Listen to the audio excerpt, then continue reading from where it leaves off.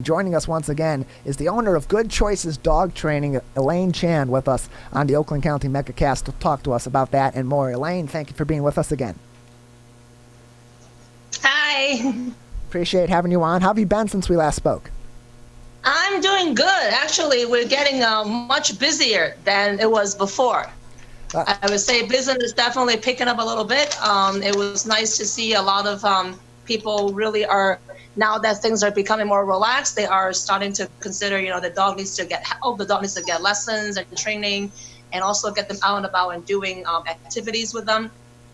Yeah, people have definitely been more active outside of their pets as of late. I've seen a lot of people saw a lot of people over the weekend out walking their dogs, out for runs and so on. It was really hot over the weekend. That's got to also affect the dogs like it does us. What should dog owners, especially new pet owners and first-time dog owners, be aware of when they're out with their puppies and they're out with their dogs during this time where it's so hot and humid out, to make sure they're keeping their animals safe as well?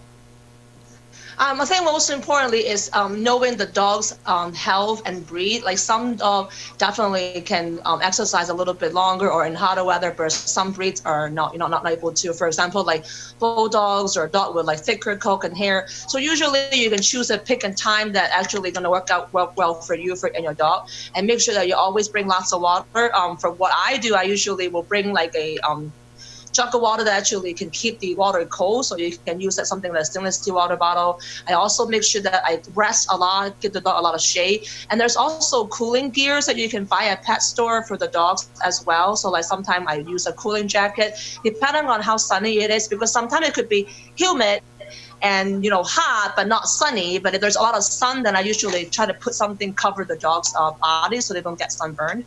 But just make sure that you know your dog's limit. You need to know how often you exercise them, and don't overdo it, don't overexert them, and make sure that you give them plenty of rest, plenty of water, and plenty of chances to cool down. Elaine, who is your four-legged friend there? This is Moo Pie. This is my little girl. Yeah.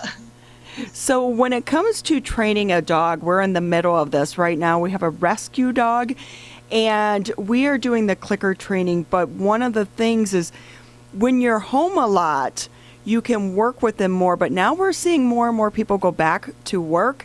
What advice do you give to pet owners, new pet owners who are in the middle of training, but now their schedule has changed?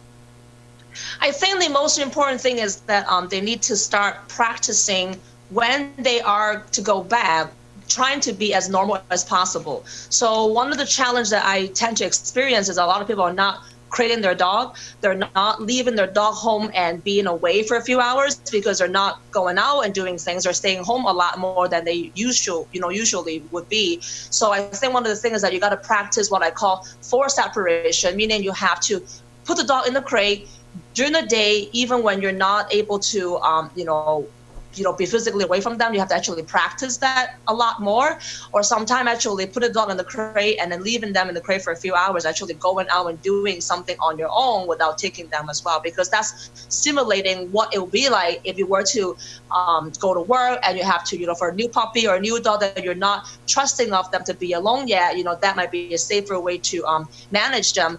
Or you have to also think about an alternative. Maybe you're putting them in a gate behind somewhere in like a laundry room or some place that is puppy safe.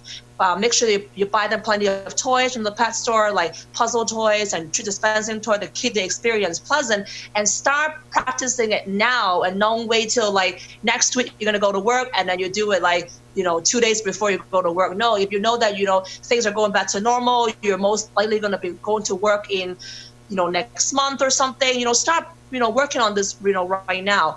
Also, you can think about there are pet care business are open now, so there's many daycare are resuming business, even though they may not be in full capacity. So do think about, other than doing it on your own, there are other pet care professionals out there, that individual that can do daycare, dog walks, and things like that. So that could also be an option for people as well.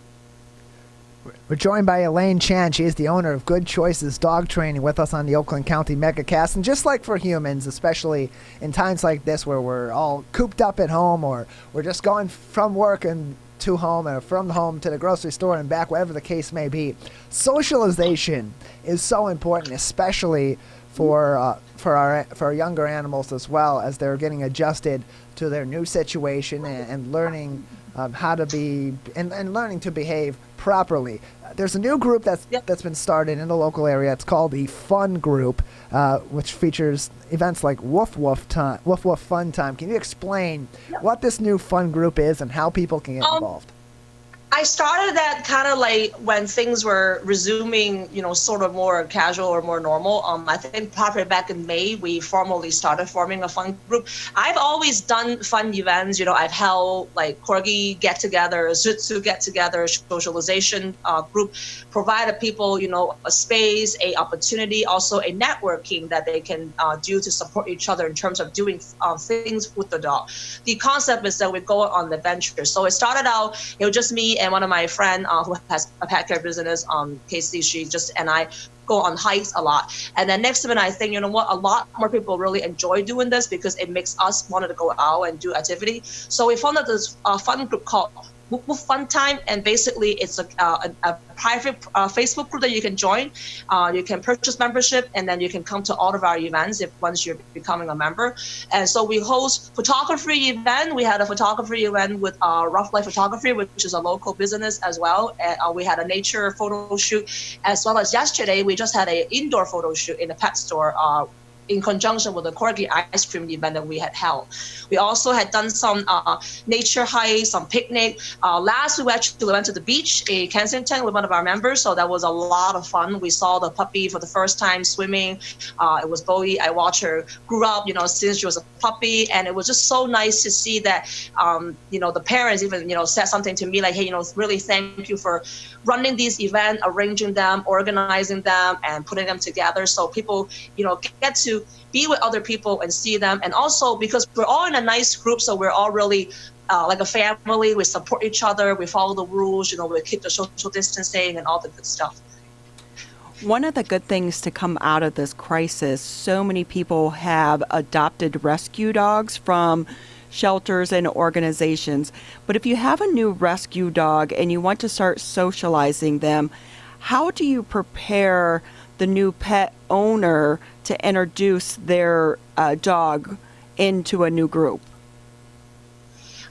The ways that I do it is that I try to not introduce them to another dog if you're not sure of them in their own home environment first, because a lot of times they will act differently or they tend to be more protective of their own space. So usually I would suggest them to coming to a walk, especially the nature walk's going to help a lot, because once they're in that environment, the dog tend to smell other things and be more stimulated by the smell, the squirrels, the woods and trees and things like that. So usually going on a group walk is the number one most easy way, because as they're walking, they're exercising, they're not really focusing on barking and being reactive, because once you're keeping the dog moving and moving and moving, they kind of blend. So I would suggest if you can do it on your own, do that. Do keep a nice distance, because a lot of dogs are not sure. So you keep both the guys on leash. You're starting out in a further distance, and once you feel the dog is becoming more comfortable, they're not growling, they're not stiff, their body language are okay,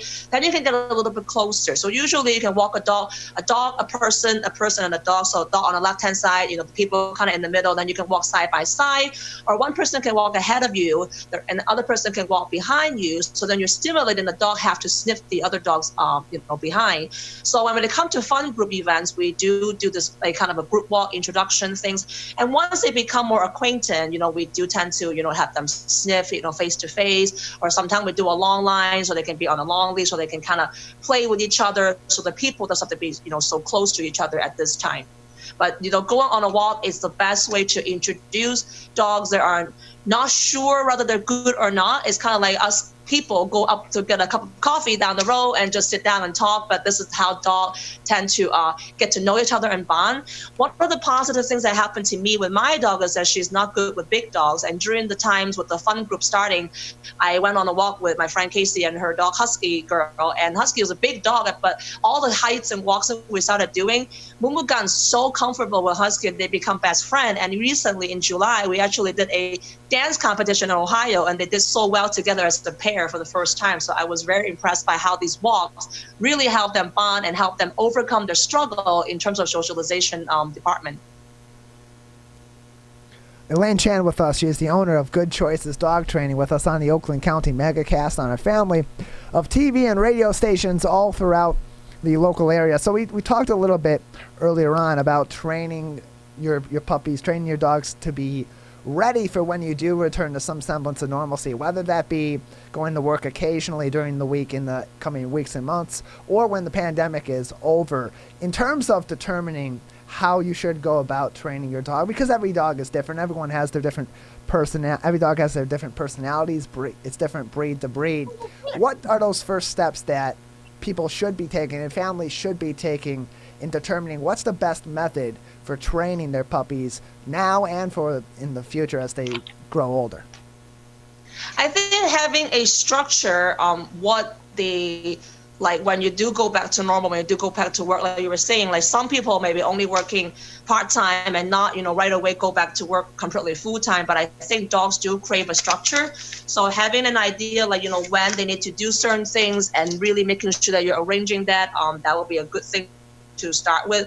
I also do think that any basic formal obedience training with any dogs are going to be better than not doing any training at all. So because they do understand how to communicate to their people a little bit better, doing yes or no, getting the dog plenty of things that they can do to keep them busy and occupied. So that if you're preparing to leave them and going back to normal, the dogs are going to get less activity because you're not home with them, doing these things. So making sure that you do get a walk in maybe in the morning, or have a dog walker come in the afternoon while you're still at work, and take advantage of going to the pet store and getting them puzzle toy, mental simulation toys that you can put treats in, to get them like, where, hey, I can have mom leave some food out for me while I'm eating this bone. My mom will be at work for a couple hours, and really having that schedule is important, especially if you got a puppy.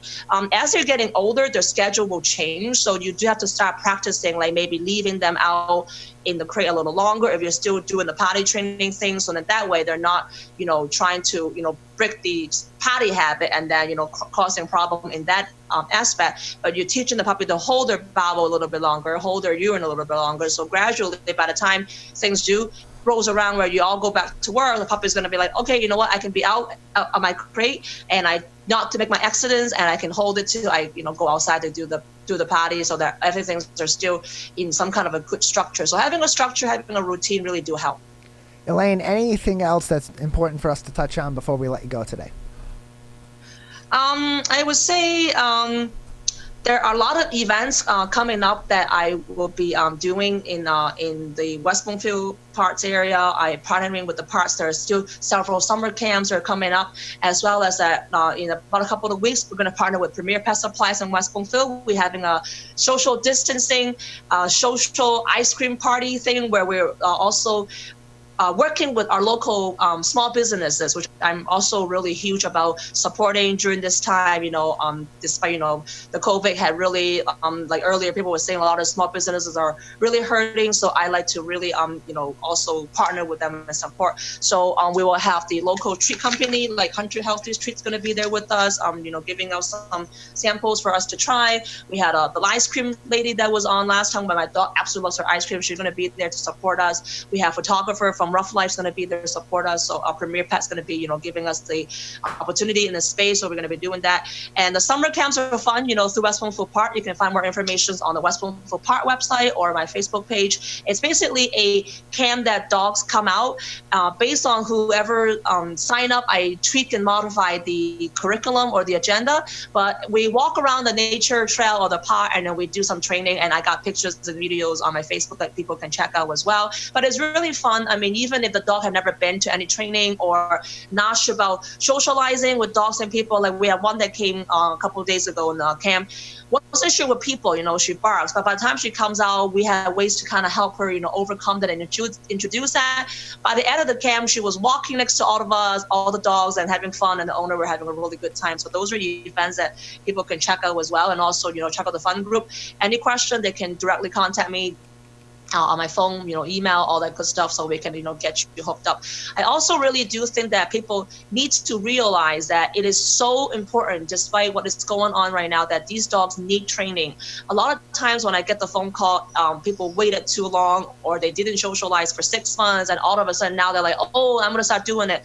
The dogs do have struggle, despite whatever everybody thinks of, the safety measurement. We're trying to all do it as safe as possible. When I run my events, we're going to follow the rules. But I do think that at some point things do have to, get back to, more normality, I would say. So it's really important that people, realize that the dogs need to get out. They need to get training. They need to get socialization. If you're not comfortable in the group situation, consider doing private lesson. We can do it outdoor. I do outdoor classes as well. We can do it inside, keeping, wearing masks, keeping further apart distance, or you can do it online. We can also do it over the phone or remotely through video coachings and Skype or Zoom or any of that, online things that we can work on as well. So it's really important that to not think that, I'm still worried, but really the dog needs help. We need to get them the help that they need it.